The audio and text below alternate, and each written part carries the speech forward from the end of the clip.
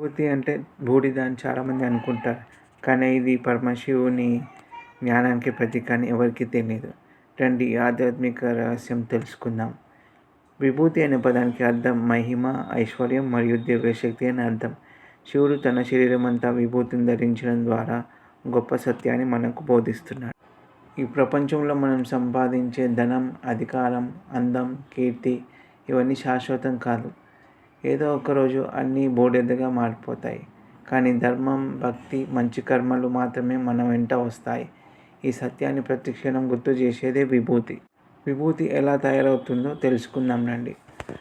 ఆలయాల్లో చేసే హోమంలో పవిత్ర సమిధలు, ఔషధ మూలికలు, గోమయం వంటి పవిత్ర ద్రవ్యాలు అగ్నికి సమర్పించిన తర్వాత మిగిలే పవిత్ర భస్మాన్ని మంత్రోచ్చారణతో శుద్ధి చేసి విభూతిగా భక్తులకు అందిస్తారు. అందువల్ల విభూతి యజ్ఞశక్తి, మంత్రశక్తి, భక్తి శక్తి కలిసిన పవిత్ర ప్రసాదం వంటిది. విభూతిని పరమశివుడు భక్తులే కాదు, శ్రీ సుబ్రహ్మణ్యేశ్వర స్వామి మరియు అయ్యప్ప స్వామి భక్తులు కూడా ధరిస్తారు. అలాగే దత్తాత్రేయ స్వామి, కాలభైరవ స్వామి, నంది దేవుడు మరియు అనేక శివగణాలు కూడా విభూతిని పవిత్రంగా నుదుటిన ధరిస్తారు మరియు ఒంటిపై రాసుకుంటారు. విభూతిని నుదిట 3 గీతాలుగా రాసుకుంటారు.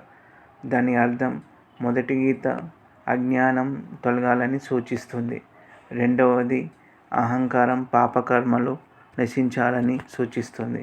మూడవది జ్ఞానం, భక్తి, ముక్తి వైపు మన జీవిత గమ్యాన్ని సూచిస్తుంది. విభూతి ధరించడం వల్ల లాభాలు: శివనామస్మరణ ఎప్పుడు ఉంటుంది, మనసుకు ప్రశాంతత లభిస్తుంది, ఏకాగ్రత పెరుగుతుంది, భక్తి, వినయం పెరుగుతాయి, జీవితంలోని అసలు సత్యం గుర్తుకు వస్తుంది, దైవంపై విశ్వాసం మరింత బలపడుతుంది. విభూతిని ఎలా ధరించాలి?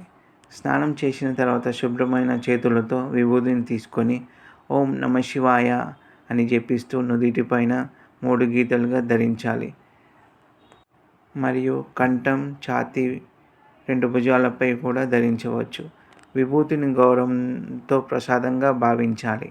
నేలపై పడివేయకూడదు. విభూతి శరీరానికి అలంకారం కాదు, మన జీవితానికి ఒక సందేశం.